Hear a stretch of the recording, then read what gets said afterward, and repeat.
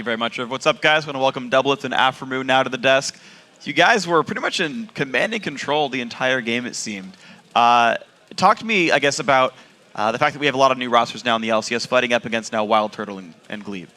Well, last split, I didn't really have any issues playing against Turtle and Xpecial.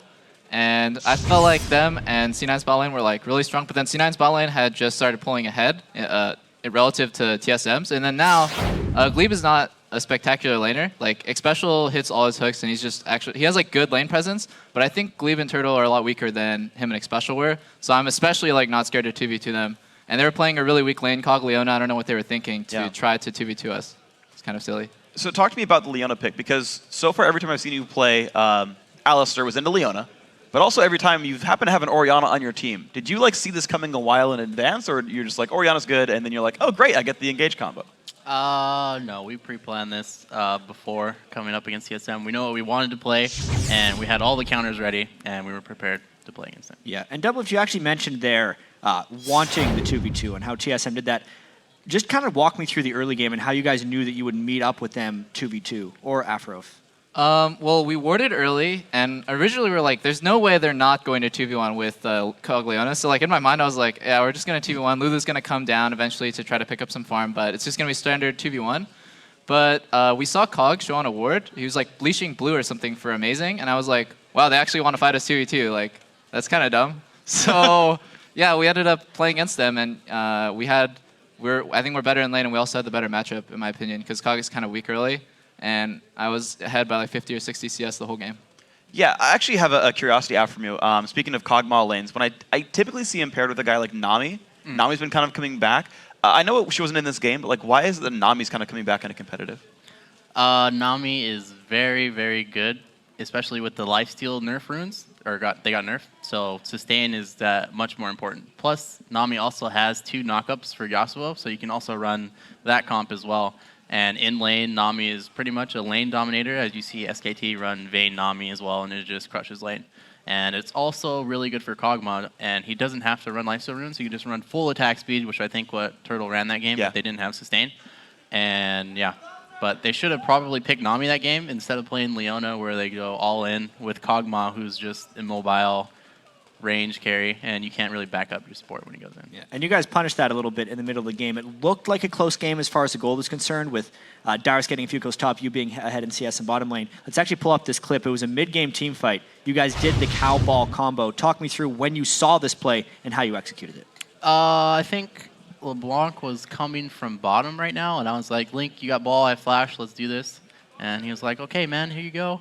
And yeah, we just did the cow delivery ball system. All right, let's get right into this clip. I mean, there's also a couple nice plays here. Doublelift, you just dodged a glitter lance with the flash in the last second as well. Oh, I do like a sideways culling too. I'm pretty bad at this game, to be honest. I just got carried right here by Afro and Link. They're too good at the game. And I just want to point out that the only reason Cog didn't flash, look at that. That was the worst culling of my life. Just like, please end the clip right there. But then you flashed the glitter lance. Too easy, dude. Yeah, I knew he was going to turn around and throw it at some point, but what was I going to say? Oh yeah, I was going to say Dexter, previously, like probably a minute or 2 minutes before that, he said, I'm going to flash cocoon Cog. And I was like, this is a good idea, because the worst case scenario is Cog blows flash for your flash, and that's a win. And the best case scenario is your cocoon lands and he just dies instantly. And I was like, Turtle actually has good enough extra time to just flash the flash cocoon. But I was like, his flash is down now, we're going to win the next fight 100%. So props to Dexter for making that play. That was really good. I like that. So one thing we actually mentioned is how you were getting ahead. Your mid-game farm is gigantic. Even though the lane was like plus 15 CS or something, you had this period of time where you just kind of sat there farming the bot lane, like kind of by yourself. How did you keep the lane to where you're getting farm and Cog wasn't? After I take tower, you can set the lane up so that it's pushing towards you, because like your wave smashes their tower and then there's the pull. Like there's always the reverse. And we were smashing lane really hard right then, because I think we had like a 3 or 4 man dive coming, and then Turtle just kind of like backed off and did wolves or white. And then Cog is actually super weak early. He went mid lane to try to pick up some farm, but then Bjergsen's probably like, that's my farm. And so I think he was just jungling for a long time, and I was just sitting there like, when's he going to come lane against me? Which he can't really do. So I think I picked up like probably 20 or 30 CS before pressure kind of spilled over to other lanes, and I was like, okay, it's time to push and go mid. All right, well, you guys looked very impressive in this game over TSM, but last week wasn't necessarily that good for you guys. You went 2-2. What did you guys do in the time between last week and this week to improve and try to look better?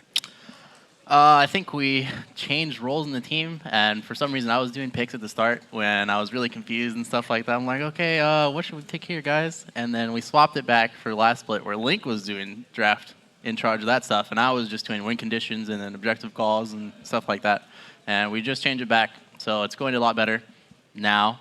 And we also don't have like crappy picks in scrims where scrims are like a waste of time. So. All right, sounds good. Yeah, it's good as well. Actually, one real quick final question as well. Speaking of the team gelling better, how's Seraph doing with you guys? Is he? Oh yeah, he's doing improving really well? good. His English is improving at an alarming rate. It's very, very good. And Good. he usually understands everything we say. That's awesome. Well, guys, congratulations on your win. We'll see you tomorrow as well for hopefully another one. Well, guys, don't go anywhere. We're coming back with more games. After the break, Complexity will face off against Evil Geniuses, who are on the hunt for their first